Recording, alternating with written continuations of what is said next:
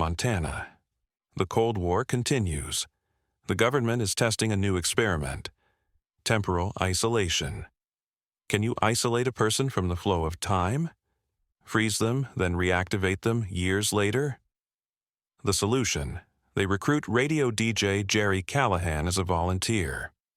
Just one night, you'll do a normal broadcast in the studio. We'll test the equipment, they say. But what they don't say, the studio will be in a temporal bubble. Inside, time will loop. Jerry will do the same broadcast every night. Forever. Until someone finds and rescues him. 47 years later, in 2024, Marcus Chen picks up that signal and tries to save Jerry Callahan. But there's a problem. If Jerry leaves the loop, 47 years of aging will happen all at once.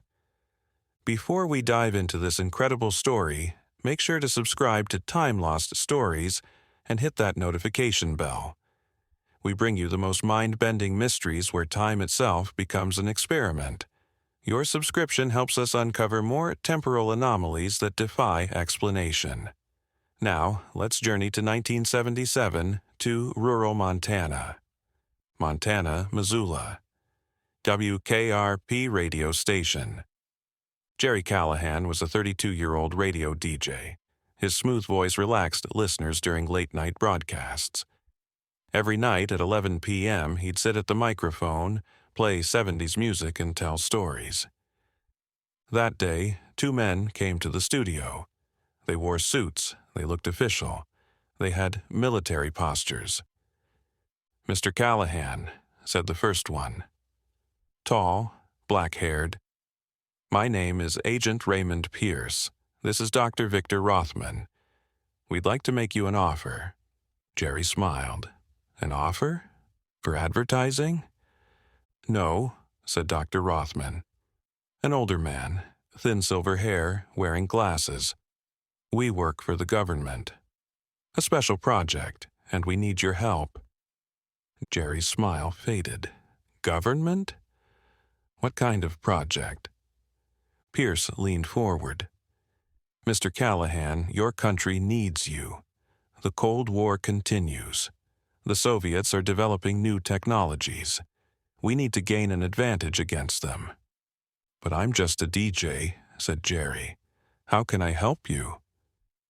Dr. Rothman explained, "We're testing a new communications technology. Temporally stabilizing radio signals, meaning we can freeze a broadcast and reactivate it whenever we want." Jerry frowned. "I don't understand." "Simply put," said Pierce, "we're installing special equipment for you. We just want you to do a normal broadcast for one night. The equipment will be tested. In the morning, it's all over. You'll have served your country." Jerry hesitated. "Is it dangerous?" "No," Rothman said quickly. "Just radio equipment. No risk at all." But there was something in Rothman's eyes, a secret. A lie. Jerry didn't notice. "Okay," he said. "One night, just one night." Pierce smiled. "Perfect. We start tomorrow night." 10:30 p.m., WKRP studio. When Jerry arrived at the studio, he noticed everything had changed.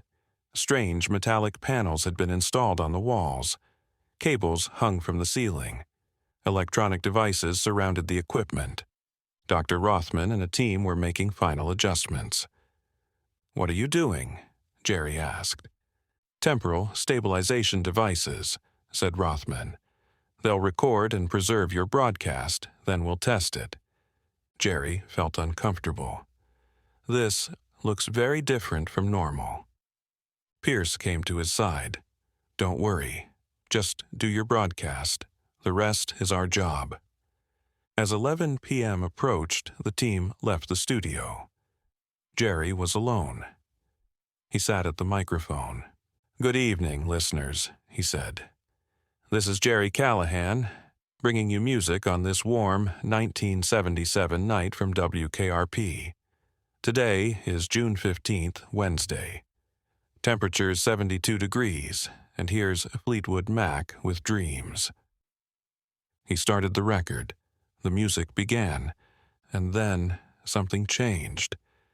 The walls began to glow faintly, a greenish light. Jerry didn't notice, but the metallic panels had activated. Time around Jerry Callahan began to slow down. The broadcast continued. Jerry played songs, read weather reports, told stories. At 3 a.m., he closed the broadcast. "That's all for tonight. We'll be here again tomorrow. Good night." He turned off the microphone, turned off the equipment, turned off the lights, left the studio, got in his car, drove home, got into bed, closed his eyes, and then he woke up. The alarm clock showed 10 p.m. Jerry got up, showered, made coffee, got in the car, went to WKRP, entered the studio. It was 10:30 p.m. Dr. Rothman and the team weren't there, but the metallic panels were still on the walls. Strange, he thought. They didn't remove the equipment. At 11 p.m., he sat at the microphone. "Good evening, listeners. This is Jerry Callahan, bringing you music on this warm 1977 night from WKRP. Today is June 15th, Wednesday. Temperature is 72 degrees. Same weather report, same date. But Jerry didn't notice, because for him, this was a new night. The broadcast ended. He went home, slept, woke up. Again, 10 p.m., again the studio, again the same broadcast. Jerry Callahan had entered an endless loop, and he wasn't even aware of it. 47 years later, Los Angeles. Marcus Chen was a 28-year-old radio technician. He restored vintage radio equipment, searching for old frequencies. A hobby, a passion. That night, he was testing an old receiver. He scanned frequencies. Static, static, static.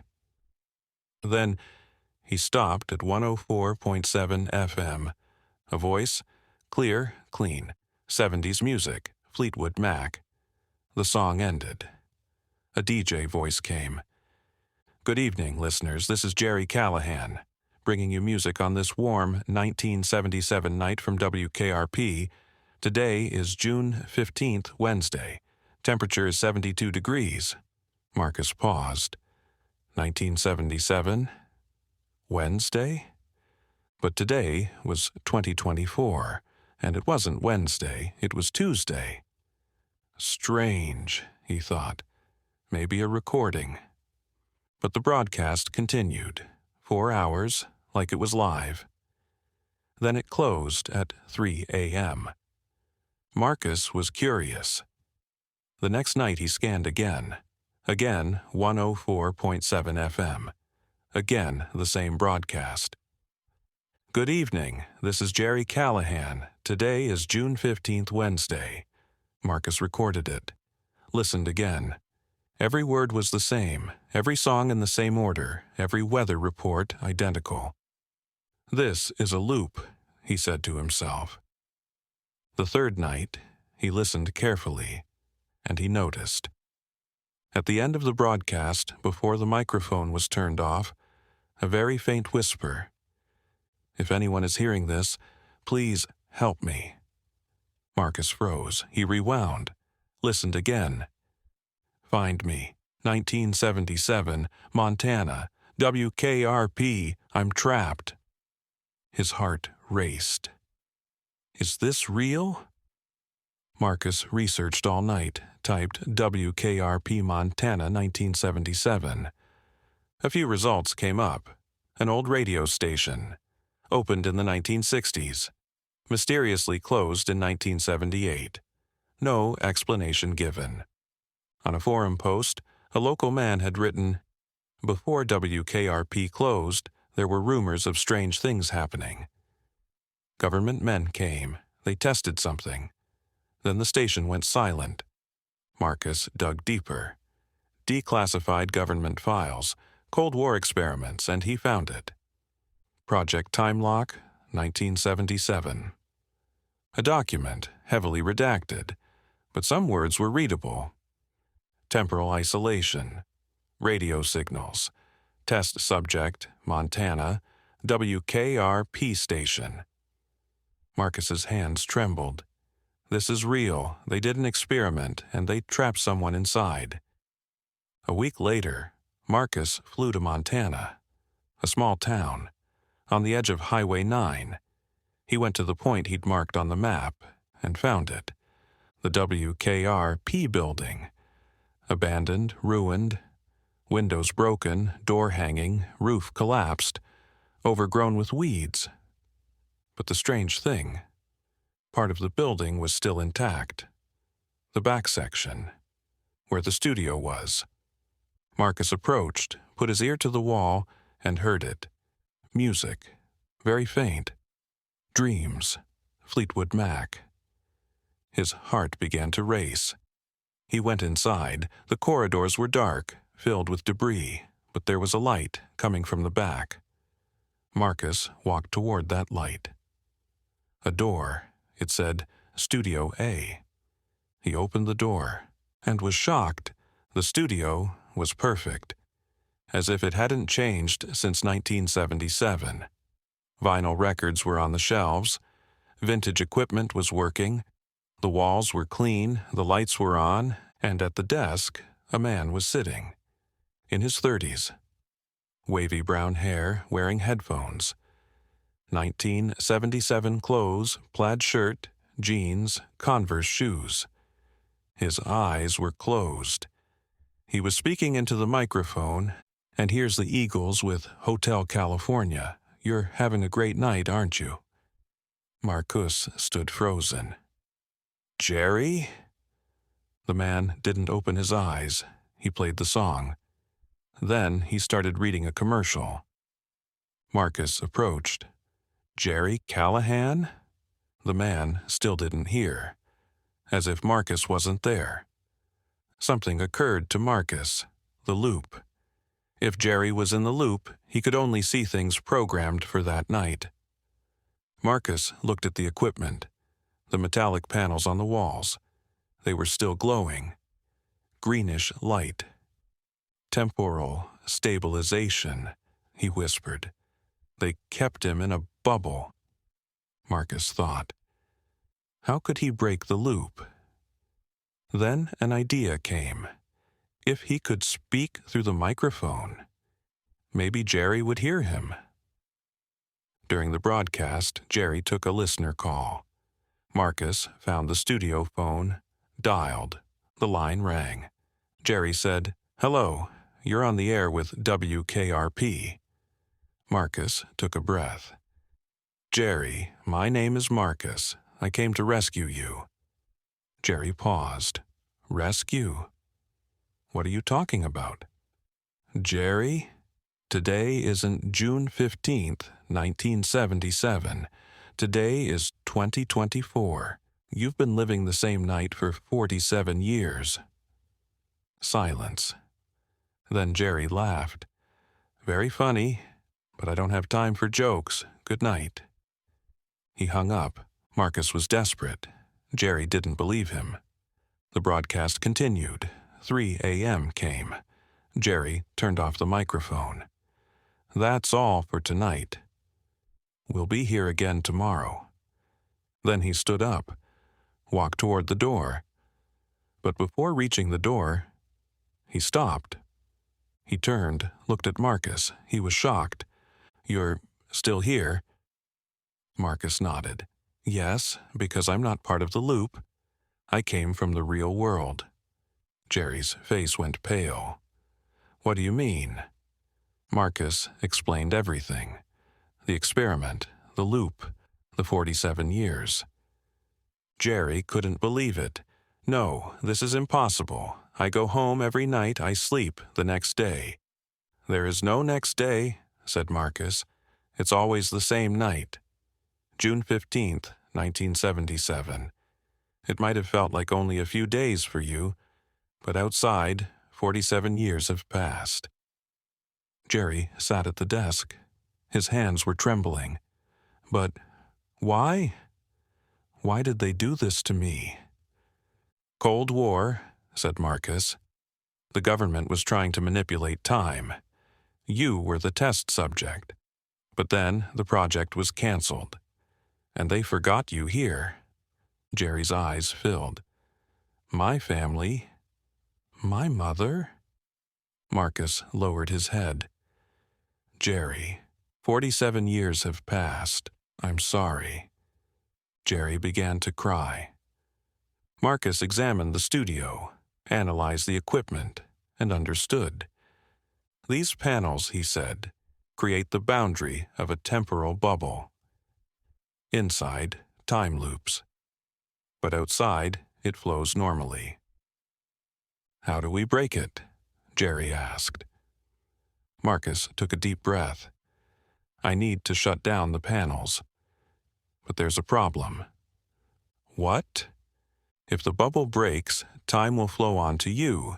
47 years of aging could happen all at once.